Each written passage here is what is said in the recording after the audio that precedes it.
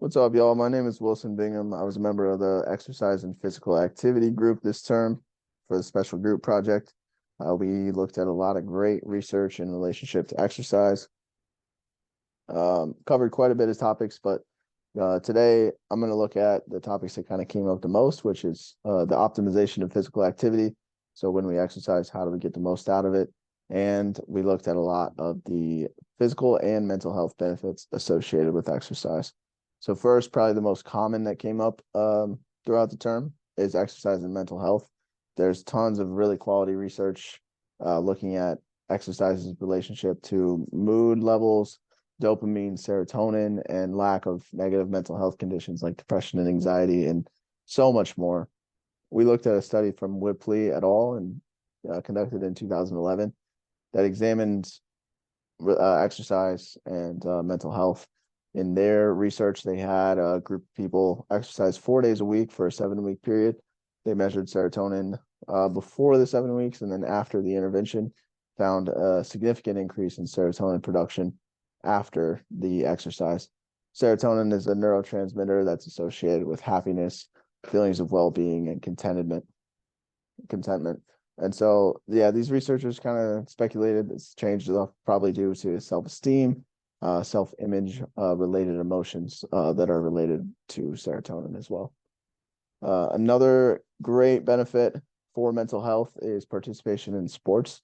Team and individual sports also have been linked to mental health. A meta-analysis from Ether et al. In 2023 showed that engagement in sports increased mood, life satisfaction, self-esteem, body satisfaction, interestingly, frequency of laughter, yay, which is awesome. And it helps contribute to positive social relationships as well. Another mental health related outcome of exercise is better sleep.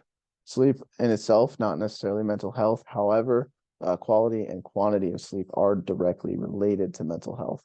There's a ton of really quality research out there that looks at that specifically.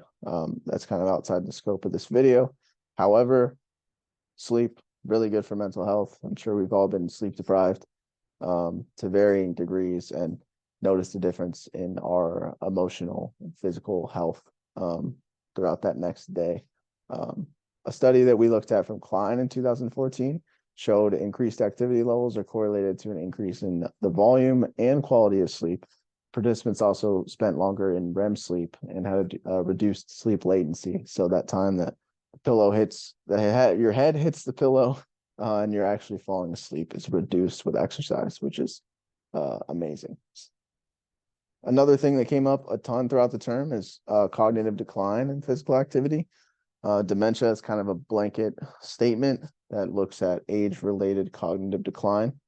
A meta-analysis we looked at from Blondell et al. In 2014 showed higher levels of physical activity were found to be significant decreasers of risk for cognitive decline and dementia. As well, for older individuals, lifestyle interventions such as incorporating more exercise can be super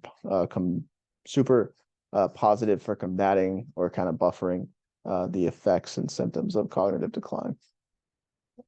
Another thing I mentioned in the beginning that we looked at quite a bit is the optimization of exercise. All of us in our group are super into physical exercise, is why we joined this group.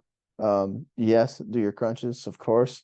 We all have kind of different goals of exercise. There's no kind of perfect plan for every person to follow, so it's kind of loosely fitting, but there are some guides for positive outcomes. Jacqueline Stenson wrote for NBC News an article that highlights some research that suggests about 150 to 300 minutes of physical exercise a week. It's also noted that simply walking or simple exercises have been shown to help people live longer. So it doesn't really matter what exactly we're doing as long as we are regularly exercising, we get a lot of positive benefits. Something that we are all interested in is resistance training or weightlifting. And there's quite a bit of research that looks at kind of ways of optimization of resistance training in order to get the most hypertrophy, which is muscle growth. A study we looked at from Korakakis et al. In 2023 found that employing a full range of motion, so really stretching out the muscles and completing single repetitions in a range of 2 to 8 seconds. So really taking your time led to more muscle hypertrophy than the other control group.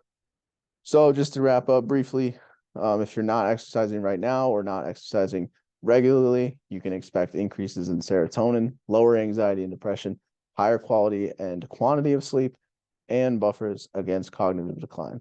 Thanks for listening.